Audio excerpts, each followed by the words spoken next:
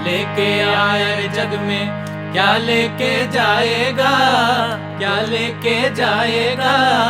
2 दिन की जिंदगी है, 2 दिन का मेला। क्या लेके आया रे जग में, क्या लेके जाएगा।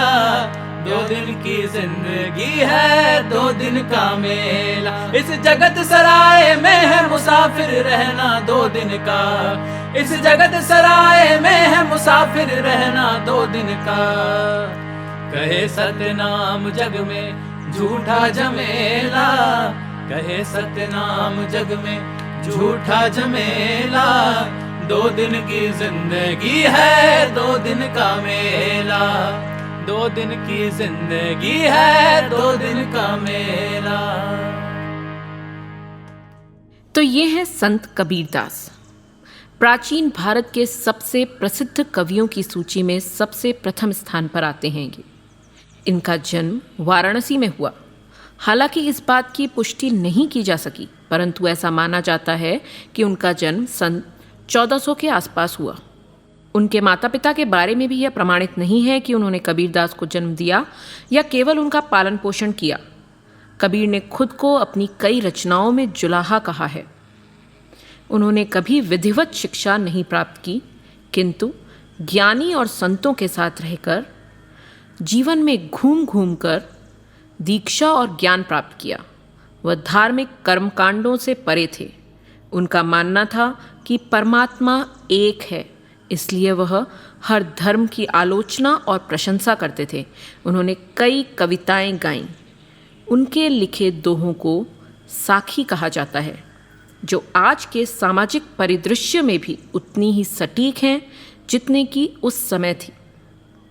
उन्होंने अपने अंतिम क्षण मगहर में व्यतीत किए और वहीं अपने प्राण त्यागे। आज आपके सामने कबीरदास के कुछ महत्वपूर्ण दोहे, जिन्हें साखी के नाम से जाना जाता है। साखी का अर्थ है सीख, सीख का अर्थ है सीखना। कबीर ने घूम घूम कर सीखा, और आज कबीर की साखियाँ हमें क्या सिखा रही हैं, सुनिए। ऐसी बाणी बोलिए मन का आपा खोए, अपना तन शीतल करे औरन को सुख होए। कबीरदास ने अपने दोहे में कहा है कि हमें ऐसी मधुर वाणी बोलनी चाहिए जिससे हमें शीतलता का अनुभव हो और साथ ही सुनने वाले का मन भी प्रसन्न हो उठे। मधुर वाणी से समाज में प्रेम की भावना का संचार होता है, जबकि कटु वचनों से, कड़वी बातों से हम एक दूसरे के विरोधी बन जाते हैं। इसलिए हमेशा मीठा और उचित ही बोलना चाहिए, जो दूसरों को तो प्रसन्न करता ही है और आपको भी सुख की अनुभूति कराता है। कस्तूरी कुंडली बसे, मृग ढूंढे बन माही, ऐसे घटी घटी राम हैं, दुनिया देखे नाही। इस दोहे में कबीरदास एक महत्वपूर्ण विषय के बारे में आपसे बात करते हैं। वे कहते हैं, जिस प्रकार हिरण की नाभि में कस्तूरी रहती है। कस्तूरी एक तरह का पदार्थ होता है जो नर हिरण की नाभि में पाया जाता है। इसमें एक प्रकार की विशेष खुशबू होती है, परंतु हिरण इस बात से अनजान उसकी खुशबू के कारण उसे पूरे जंगल में इधर उधर ढूंढता रहता है। ठीक इसी प्रकार ईश्वर को प्राप्त करने के लिए हम उन्हें मंदिर, मस्जिद, पूजा पाठ में ढूंढते हैं, जबकि ईश्वर तो स्वयं कण कण में बसे हुए हैं। उन्हें कहीं ढूंढने की ज़रूरत नहीं, बस ज़रूरत है तो खुद को पहचानने की। कबीर यहाँ जिन राम की बात करते हैं, वे अयोध्या के राजा राम नहीं हैं। वे वह राम हैं जो हर घट में बैठे हैं। राम रमना शब्द के अर्थ में यहाँ आए हैं, जो एक ऊर्जा है आपके और मेरे भीतर। सबसे गूढ़ ऐसे राम जिसे आप अपने मुख पर भी नहीं ला सकते, एक ऐसी ऊर्जा का नाम राम है जो आपको तब शक्ति देती है जब आप सभी ओर से शक्तिहीन और ऊर्जाहीन महसूस करते हैं। जब मैं था तब हरि नहीं, जब हरि है मैं नहीं। सब अंधियारा मिटी गया, दीपक देखा माही। कबीरदास की यह साखी हमें कह रही है कि जब तक मनुष्य में अहंकार अर्थात मैं रहता है, तब तक वह ईश्वर की भक्ति में लीन नहीं हो सकता। और एक बार जो मनुष्य ईश्वर भक्ति में पूर्ण रूप से लीन हो जाता है, उस मनुष्य के अंदर कोई अहंकार शेष नहीं रहता। वह खुद को नगण्य समझता है। जिस प्रकार दीपक के जलते ही पूरा अंधकार मिट जाता है और चारों तरफ प्रकाश फैल जाता है, ठीक उसी प्रकार भक्ति के मार्ग पर चलने से ही मनुष्य के अंदर व्याप्त अहंकार मिट जाता है, उसका मैं समाप्त हो जाता है। कबीरदास दीपक को ज्ञान के रूप में और इंसान के हृदय में मैं को अहंकार के रूप में बताते हैं। सुखिया सब संसार है, खाए अरु सोवे। दुखिया दास कबीर है, जागे अरु रोवे। कबीर की यह साखी समाज के ऊपर व्यंग है। कबीर कहते हैं कि सारा संसार किसी झांसे में, किसी धोखे में जी रहा है। व्यक्ति खुद को धोखा देता है और खुद ही अपने आप से धोखा खाता भी है। कबीरदास इस बात को इस तरह से लिखते हैं। लोग खाते हैं और सोते हैं, उन्हें किसी बात की चिंता नहीं है।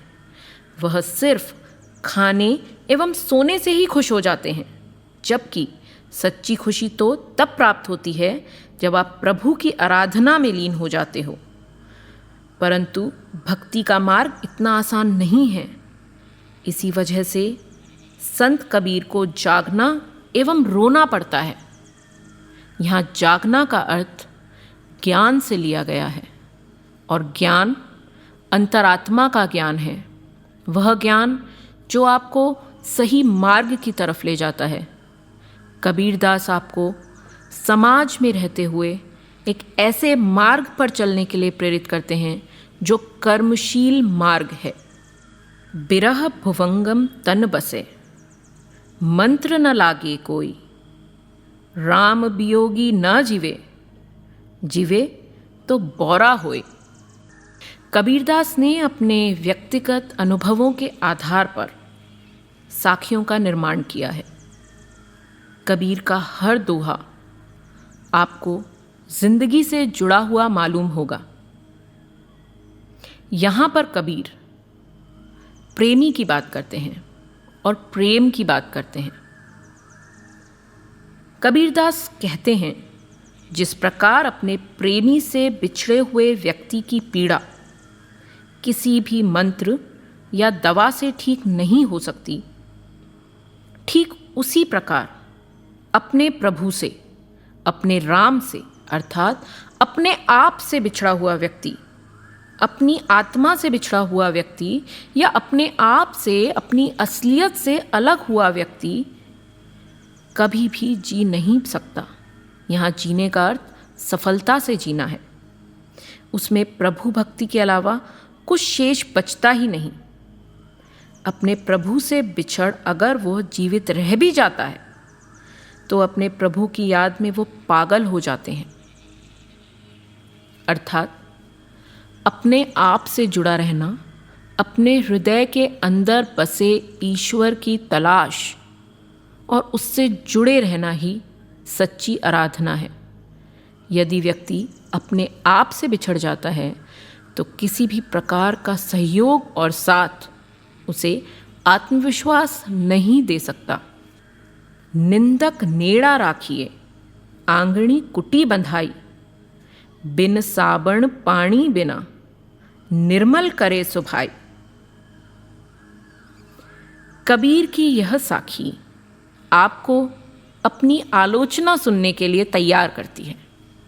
आपको बताती है कि किस प्रकार आपको अपनी कमियों को जानने के लिए अंदर से मजबूती से तैयार रहना चाहिए।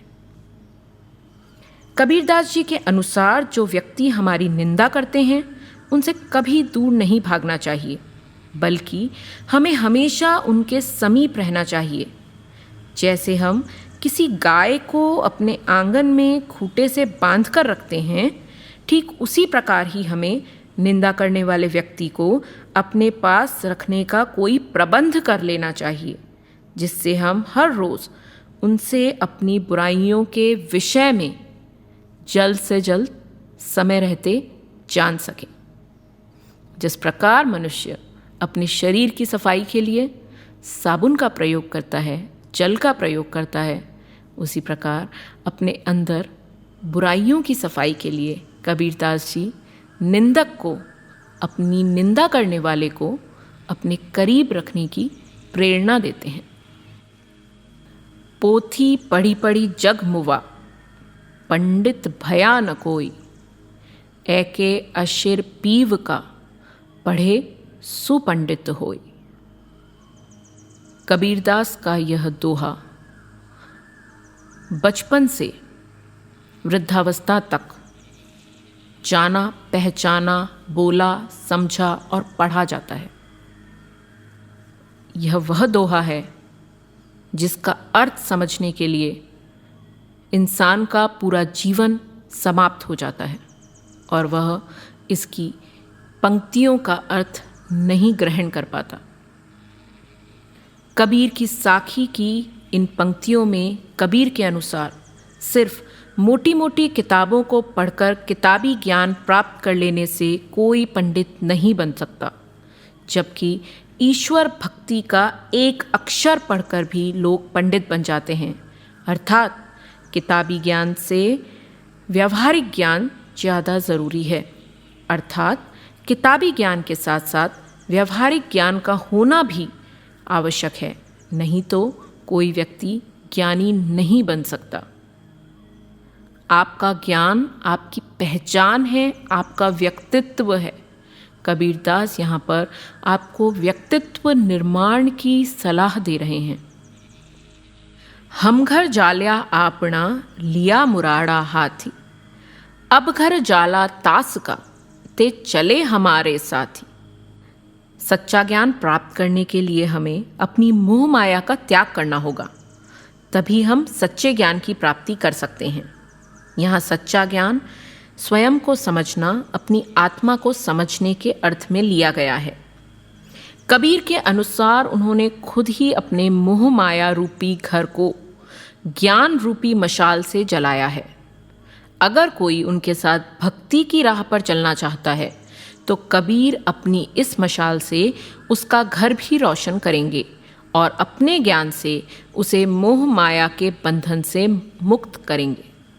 यहाँ कबीर बेहद स्पष्ट शब्दों में मोह माया से मुक्ति प्राप्त करने और ज्ञान रूपी मशाल से अपने जीवन को रोशन करने की सलाह देते हैं। इस प्रकार से कबीर की साखियाँ सीधे जीवन से जुड़ी हुई हैं। जीवन से ही कबीर के दोहों में उदाहरण आते हैं और कबीर ने वही लिखा है जो उन्होंने देखा, जिस चीज़ के वो साक्षी बने। जो कुछ उन्होंने देखा वह उन्होंने अपने दोहों में लिखा। आप सभी को जीवन में जो दिखता है और जो अनुभव होता है उसे शब्दों में बांधने की कोशिश करनी चाहिए। आप सभी का कबीरदास को मेरे साथ सुनने के लिए आभार। क्या लेके आया रे जग में, क्या लेके जाएगा, क्या लेके जाएगा। 2 दिन की जिंदगी है, 2 दिन का मेला। क्या लेके आया रे जग में, क्या लेके जाएगा। 2 दिन की जिंदगी है, 2 दिन का मेला।